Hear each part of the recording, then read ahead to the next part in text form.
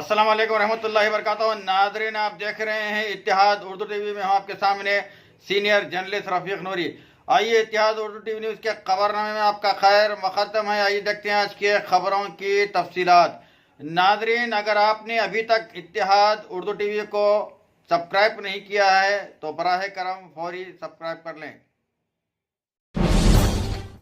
हैदराबादियों का राजा सिंह को मुंह तोड़ जवाब। बीजेपी के रुकन असम्बली राजा सिंह की जानिब से मुमताज़ खान के खिलाफ दिए गए सनसनीखेज बयान और हलफ न लेने के ऐलान के बाद शहरियों ने इस पर शदीद बरहमी जाहिर की है। सोशल मीडिया पर आज राजा सिंह के खिलाफ ज़बरदस्त रिमार्क किए गए। कई शहरियों ने राजा सिंह को जवाब देते हुए कहा है कि राजा सिंह, तुम असम्बली मत जाओ, क्योंकि असम्बली की तामीर एक मुस्लिम बादशाह ने करवाई है। गोशा महल भी छोड़ दो, क्योंकि गोशा महल भी मुसलमानों ने तामीर करवाया है। हैदराबाद मुसलमानों ने बसाया, लिहाजा आप हैदराबाद से भी चले जाएं। राजा सिंह की जहर अफशानी का जवाब देते हुए शहरियों ने कहा है कि शहर हैदराबाद में गंगा जमनी तहजीब है और लोग एक दूसरे के साथ मिलजुल कर रहते हैं। शहरियों ने कहा है कि राजा सिंह यहाँ की गंगा जमनी तहजीब को समझ नहीं सकते, लिहाजा वो राजस्थान चले जाएं और वहाँ जाकर कोई और काम देख लें, क्योंकि वह हैदराबाद की तहजीब को नहीं समझ सकते। मज़ीद कहा गया है कि राजा सिंह अपनी सियासत के लिए शहरियों के दरमियान खलीद पैदा करने की कोशिश कर रहे हैं। आला-ज़ात को 10% तहफ़्फ़ुज़ात फ़राहम करने मोदी हुकूमत का फ़ैसला। मरकज़ की नरेंद्र मोदी हुकूमत ने आला-ज़ात के पसमानदा तबक़ात के लिए तालीम और मुलाज़िमतों में 10% तहफ़्फ़ुज़ात फ़राहम करते हुए एक अहम फ़ैसला लिया है और मरकज़ी काबीना में आला-ज़ात को 10% तहफ़्फ़ुज़ात से मुताल्लिक़ फ़ैसले को मंजूरी दी गई। इम्कान है कि मंगल को पार्लियामेंट में एक बिल पेश करते हुए इसको मंजूरी दी जाएगी।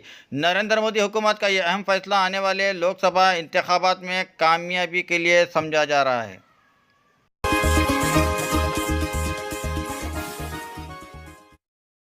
टैक्सी ड्राइवर यूसुफ ने सयाह का 27,000 का मोबाइल फ़ोन लौटा कर पेश की है ईमानदारी की नई मिसाल।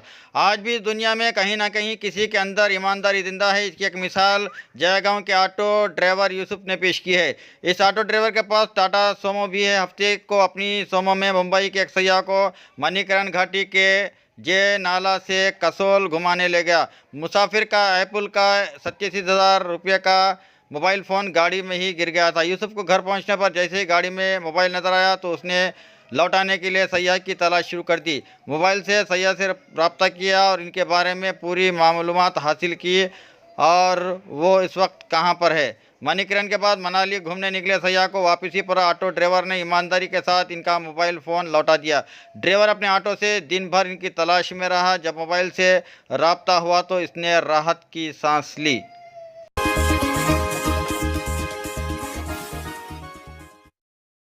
कांग्रेस की साबिक member parliament Priya Dutt Lok Sabha election नहीं लड़ेंगी। उन्होंने मुंबई की नॉर्थ सेंट्रल सीट से इलेक्शन लड़ने से इनकार किया है। कांग्रेस सदर राहुल गांधी को उन्होंने ईमेल भेजकर कहा है कि वो इलेक्शन नहीं लड़ेंगी। प्रिया दत्त के इनकार के बाद अब इस सीट से किसी नए उम्मीदवार को उतारने के लिए नाम पर गौर किया जा रहा है।